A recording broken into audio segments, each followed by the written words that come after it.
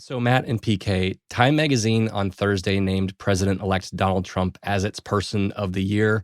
I think it's safe to say this is a pretty uninspired choice. You know, he got it when he was elected in 2016 as well. If you had to pick somebody else to get this award, who would it have been this year? You know, if you're just talking about politics, the countervailing choice would be Joe Biden. I feel like I might have stolen Matt's, so my apologies. Matt's not allowed to pick the guy he covers constantly. Yeah, I was thinking if you went inside out of politics, it seems like Taylor Swift has had quite an impact in quite a year. It's her birthday today, too, I think. Yeah, happy birthday to Taylor.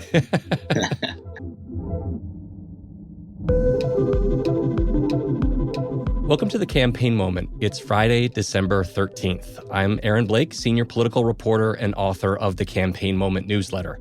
Today, I'm joined by two great guests to help me break down the biggest politics stories of the week. First is senior congressional correspondent and columnist Paul Kane. Hey, PK.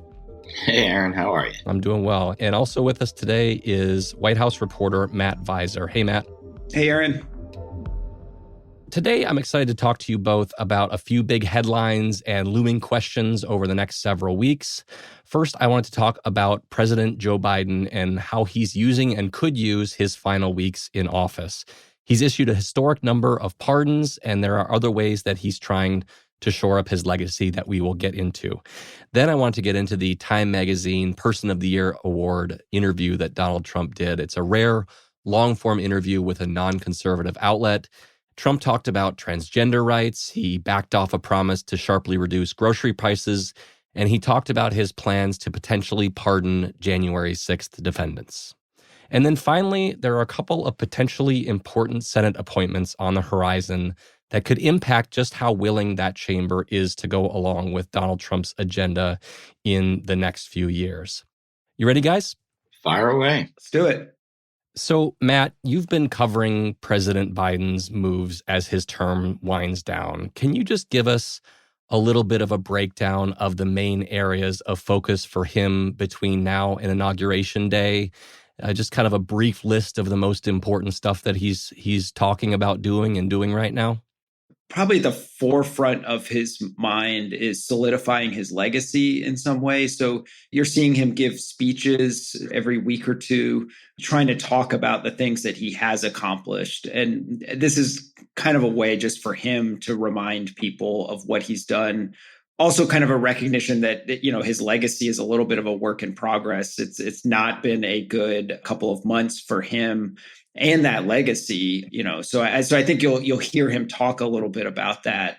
There's not a huge amount policy-wise that he can do, but you're seeing ways that he's trying to spend money that's already been authorized to solidify areas of his administration. The biggest one I think of is the Ukraine aid. Just in the past week, we've seen two different packages of $1 billion and $500 million in aid go to Ukraine. This is an area where Biden is very worried about what Trump is going to do. So he's trying to arm the Ukrainians and strengthen their position as much as he can before Trump comes in and potentially. Trump has talked about not funding Ukraine's defense as much moving forward. So that's kind of a key thing that Biden is doing. There's also money that he's trying to allocate to different projects that have already been approved by Congress through his CHIPS and Science Act or the bipartisan infrastructure law, just trying to get money out the door so that Trump can't claw it back or like not spend it. And then there's judges who are left to be confirmed. There's a couple of things, in the Senate. And as you alluded to, the biggest thing I think is the pardons. I mean, that's something that Trump can't undo. So, you're seeing Biden issue pardons to his son, most controversially. This week, a huge number, 1,500 people getting commutations. And I think he'll do more of that over the next few weeks before he leaves office. Yeah, let's go through a few of those one by one, starting with the pardons. You mentioned his decision to commute or reduce nearly 1,500 sentences early this week. That was a record-breaking act of clemency, doing all of this in one fell swoop. Matt, can you describe exactly what those, pardons and clemency are for? So in a lot of cases, they're nonviolent cases. They're people who were not in prison, so it's not like they're being released from prison in these cases. It's just that they're having their sentences wiped clean for various things. I mean, some of them are first-time offenders or drug offenses, nonviolent crimes. So the president is saying, that those things will not be on the record any longer. Mm-hmm. And some of these cases had been, the White House has made the point that had they been prosecuted under current laws, they would have had far less severe sentences. Yeah, I was talking to some pardon experts after the Hunter Biden pardon a couple weeks back, and their point was like, yes, this is a controversial pardon, but also the big story is that President Biden just hasn't used these powers very much over the course of his early, the first 3+ years of his presidency. Now he seems to be doing that a lot more. Are there other people or types of offenses or things that seem to be in the works for potential pardons moving forward? Yeah, there's two main areas that are under discussion and that sort of outsiders are trying to pressure the White House to do. The first is around people who have federal death sentences, sort of clearing death row, from a federal perspective. There's several dozen people who fit that category. Most controversially, Dylan Roof, the shooter in South Carolina at the Mother Emanuel Church. Tsarnaev, the Boston Marathon bomber. These are people who've been federally prosecuted and sentenced to death row. So there's pressure on Biden to commute those sentences and have them spend their life in prison rather than sentenced to the death penalty.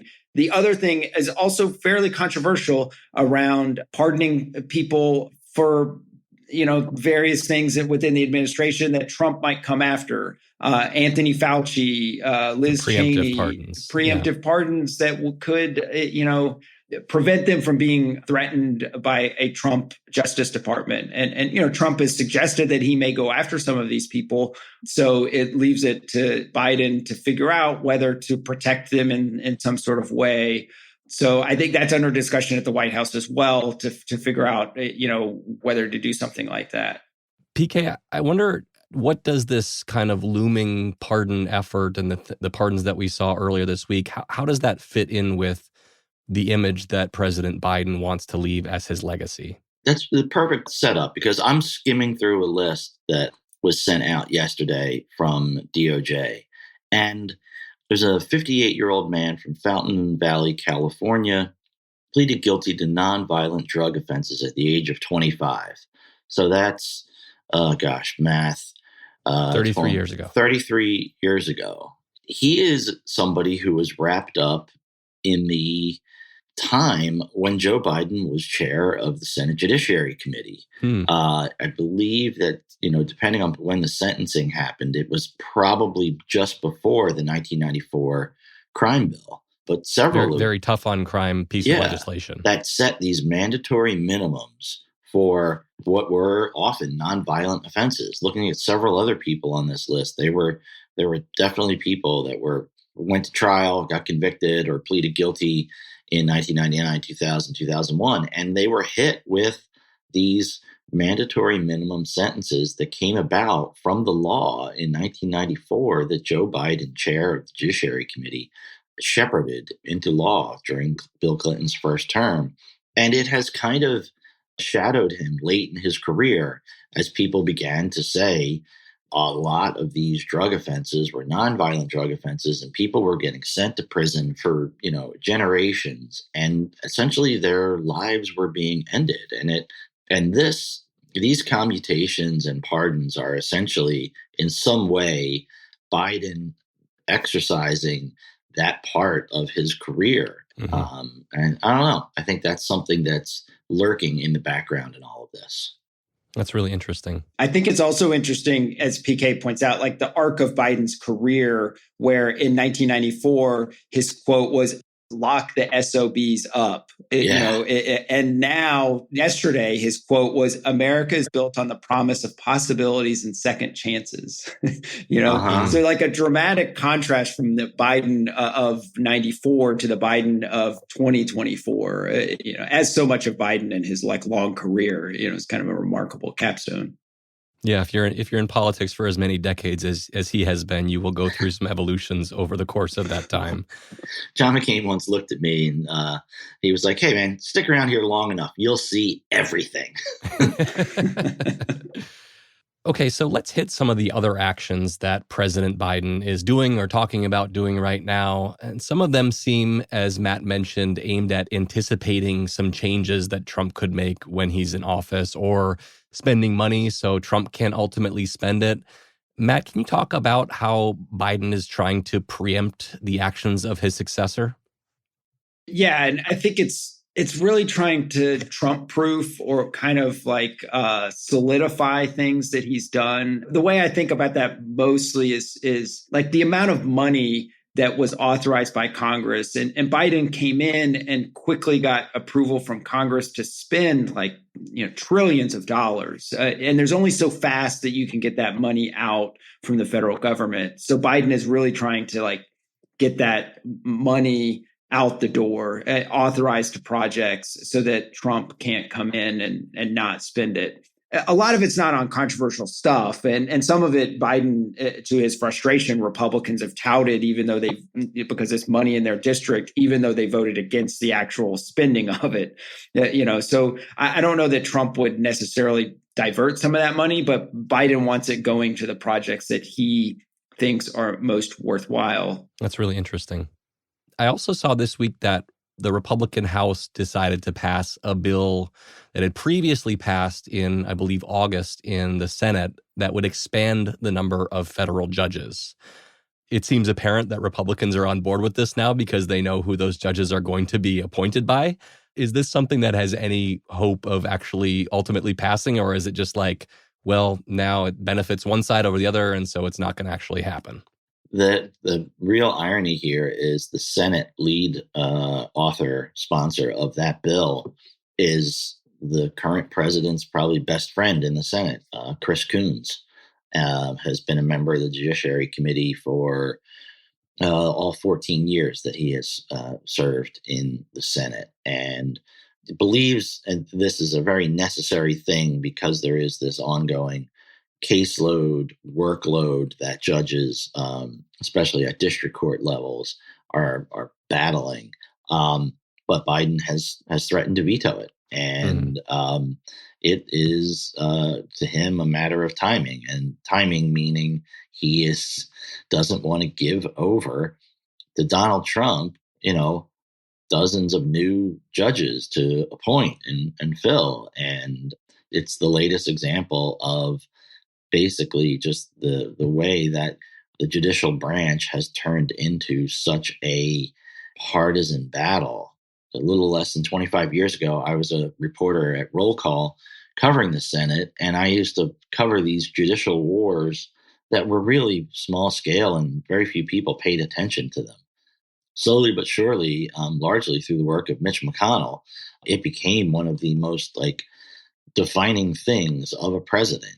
And yeah, it's interesting because these judges are supposed to be nonpartisan, and now we just see constant press releases about the number of judges that Mitch McConnell got confirmed on his watch, which I think is really a sign of our time. After the break, we are going to get into that Donald Trump Time magazine interview, and we're also going to be talking about a couple of major questions in the Senate. Specifically, who could be appointed to a couple of seats in Florida and Ohio.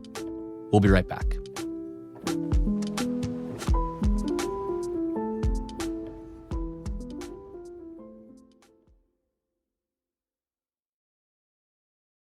So moving on to an interview that I found really interesting this week. Donald Trump sat down with Time magazine for an extended interview when he was accepting his Person of the Year award for the second time. I thought this was a pretty revealing interview. He seemed to sort of moderate and walk back some of his promises from the campaign trail before even taking office. Can you guys just tell me what stood out to you from this interview? I agree with you about the sort of the moderation and, like the economy was such a driving factor, and his suggestion that he could lower grocery prices for Americans. And now in this interview, he's kind of acknowledging that's going to be kind of hard to do. Maybe people won't see their grocery prices lowered. Yeah, I think it's worth pointing out the incongruency here. Trump, as a candidate, said he would get these grocery prices down very simply. He said they would come tumbling down. So vote Trump and your incomes will soar, your net worth will skyrocket, your energy cost and grocery prices will come tumbling down, and we will bring back the American dream, bigger, better, and stronger than ever before, the American dream. And now he says, quote, look, they got up. I'd like to bring them down. It's hard to bring things down once they're up. It's very hard. But I think that they will. So that's slightly different than the rhetoric he was serving up in September and October. And it's sort of the same on Ukraine, on transgender issues. It's like oftentimes in the campaign, it was black and white on all of these things. And it's like in this interview, he's acknowledging the gray and that things are a little bit more complicated. And, he himself seems to be uncertain over which path to take on some of these, kind of issues that were very formative during the campaign, are now a little bit more nuanced, it seems, in this interview. Yeah, I think one of those issues that came up in this interview was about transgender rights. And, Donald Trump has offered some mixed signals on this. Back in 2016, he was asked about Caitlyn Jenner and like what bathroom she should be able to use. And he was basically like, well, whatever bathroom that she wants to. And we also saw, during this campaign, his campaign and its allies, in contrast, spent tens of millions of dollars on anti-transgender advertising. I think people listening to this might remember the Kamala is for they, them ad, which was seemingly everywhere. At least it was when I was watching football games. Yes. In this interview, he was asked about that bathroom issue, and he's basically like, yeah, I think we should probably talk about other things. It's a very small number of people who are involved, which I thought it was interesting that he would kind of downplay this issue that was such a focus of the late campaign. Is that one of those issues where it's like he doesn't really have strong feelings of this and he'll kind of go along with what other Republicans want to do? Yeah, I mean, I think he's usually pretty smart at identifying the political space of something, even if he himself doesn't necessarily believe it. But now that he's president again, you don't sort of know if it's something that he wants to spend time on, and if it's something that his base really wants. But on the other hand, you see people on the Hill like Nancy Mace who continue to kind of like drive at this issue as something that clearly they see the space that's going to animate their base, which Trump often pays attention to. Yeah, Nancy Mace is, of course, the congresswoman from South Carolina who recently spearheaded the effort to get transgender people, require them to use the bathrooms of their sex assigned at birth. In the Capitol. Yes, in the Capitol. Yeah. But has talked about expanding that more broadly as well. PK, did you have more thoughts on that? Yeah, I think to Matt's point, it's not an issue that like Trump himself is really focused on, but his most fervent allies in the Capitol are deeply, they get really, really, really riled up on this issue. And so they are going to try and continue to make it an issue. Nancy Mace did it with forcing Mike Johnson to issue a rule saying that essentially designed for one person, Sarah McBride, the incoming congresswoman from Delaware, that she could not use women's restrooms as she's the first trans person to serve in Congress. Like, there's going to be more examples of those sort of things that happen. It's not just going to sort of go away. Yeah, and there's also a sense that this was a politically fruitful issue for the Trump campaign in the closing weeks of the election. I'm not sure how much evidence we have that this was that decisive of an issue, but it was such a big focus down the stretch. And of course, Donald Trump went on to win. The other thing from the Time interview was the January 6th pardons. This is something that Trump has been talking about for a very long time. In this interview, he talked about what he intended to do and basically signaled that this is something he intends to do very quickly. I think there's a question about what the scale of this is going to be, how many January 6th defendants he could ultimately pardon. He said if they're nonviolent, quote, I think they've been greatly punished. He didn't commit to pardoning all of the nonviolent defendants, but he kind of gestured in the direction of a lot of them getting pardons. What are the dynamics here? And are there people in the Republican Party and around Trump who are concerned about something like this blowing back on him?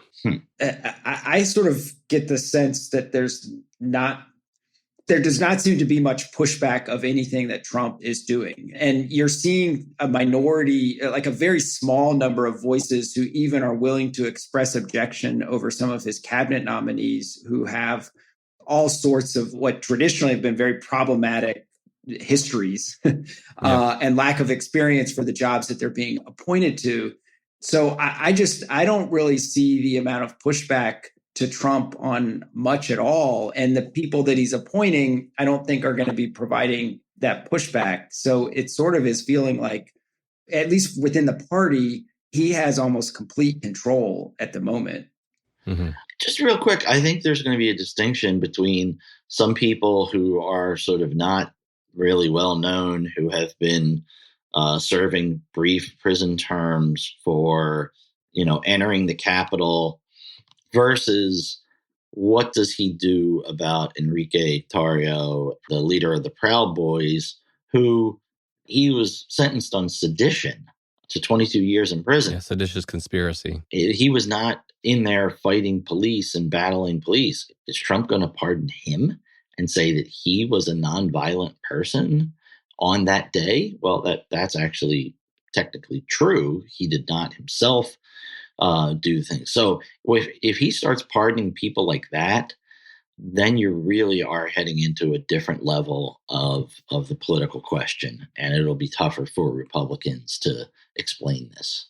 Interesting. Guys, the last thing I wanted to talk about is something that has some bearing about just how much the Republican Party goes along with Trump's agenda. And actually, we don't know what the Senate is completely going to look like. And that's because we have a couple of vacancies that are likely to be filled by governors appointing replacements. One of them is in Ohio, where J.D. Vance's seat will be filled by Governor Mike DeWine. And then in Florida, Marco Rubio is President-elect Donald Trump's pick for Secretary of State. If he is confirmed for that, there will be an appointment for that seat that is made by Florida Governor Ron DeSantis. PK, can you just remind us what we generally expect from these kinds of appointments? Okay, so every state is usually a little bit different in this, but Ohio, Vance, you will have an appointment that will run essentially from the moment JD resigns, and I assume he will resign effectively the morning of January 20th. When Trump is sworn in and when he's sworn in. Yeah, when they're sworn in. And then you'll have an appointment for the next 2 years, essentially, going to the next election, November 2026. And that person whoever wins that election, will get the remaining time in Vance's term, which goes to 2028. Whoever gets the appointment, if they want this person to run and win, would have to then run a special election in 2026 and again in a regular election in 2028. And different people do it different ways. Sometimes governors look to pick somebody who they want to give the head start to and to start their career off and run for reelection. Others have chosen to pick caretakers, essentially elder statesmen of their party, and then sort of let it be an open primary for the next election. I think one of the big questions is, obviously who will be appointed to these seats, but even beyond that, how MAGA will these picks be? There is some talk in Florida about DeSantis potentially picking Laura Trump, the president-elect's daughter-in-law. I think it's also interesting to note that both of these governors who are making these appointments, Ron DeSantis in Florida and Mike DeWine in Ohio, have had differences with Trump over the years to varying degrees. I think DeWine is probably somebody who has more latitude than DeSantis because, DeWine is probably at the end of his political career, whereas DeSantis is somebody who has designs on potentially running for president again. What do you guys expect as far as how loyal these picks will be? Because obviously that'll matter when it comes to how many senators could potentially object to, these cabinet picks or any number of things that Donald Trump might push over the next few years. I mean, it seems like the Ohio pick is potentially one that could go in a different direction. I mean, as you're pointing out, DeWine has a little bit more latitude. He sort of has a reputation, at least, as more of a kind of an independent arbiter. He had a close relationship with Joe Biden, so like he could. And he was very critical of Donald Trump's comments about Haitian migrants in Springfield, Ohio, and J.D. Vance's, and J.D. Vance's, yes, yeah. There's been a number of episodes that indicate that DeWine isn't truly on the MAGA train. I'm almost kind of more intrigued, maybe with Florida. I mean, if it's Laura Trump, the president's daughter-in-law, obviously she would probably be pretty loyal to her father-in-law. I think the big question there is whether there's at least the appearance of a quid pro quo if a DeSantis gets appointed to something, if not an actual quid pro quo in there. So, I think that one is also quite fascinating to watch. Yeah, and DeSantis, of course, has been talked about as a potential backup for defense secretary if Pete Hegseth's nomination doesn't wind up moving forward. And so the idea would be, DeSantis gets defense secretary and then Laura Trump gets the Senate appointment. I think that's something that in another time would certainly raise quite a few eyebrows, but maybe a little bit less so in the Trump era. Yeah. PK, any thoughts on these two appointments? The day that Matt Gaetz withdrew for Attorney General nomination, I saw Rick Scott, Florida's other senator, and I half jokingly said to him, like, hey, how about Matt Gaetz to get the appointment to be senator? And he chuckled and then basically spent several minutes explaining all of the virtues of Laura Trump. Mm-hmm. It left me with the impression that it was almost a done deal. Interesting. That's it for today's episode. Thank you so much, PK and Matt. Anytime. Thank you. Paul Kane is a senior congressional correspondent and columnist for The Post, and Matt Visor is a White House reporter. If you're tuning in via Post Reports, we'll keep bringing you these conversations most Fridays, but we are taking the next couple of Fridays off for the holidays, so we'll see you next time in the new year. Today's episode was produced by Laura Benshoff and mixed by Justin Garish. It was edited by Lucy Perkins and Rachel Van Dongen. Our team also includes Maggie Penman, Rena Flores, Monica Campbell, Ted Muldoon, Alana Gordon, Ariel Plotnick, Bishop Sand, Rennie Svirnovsky, Sabby Robinson, Emma Talkov, Sean Carter, Peter Bresnan, Allison Michaels, Renita Jablonski, Martine Powers, and Elahe Izadi. I'm Aaron Blake. Have a great weekend.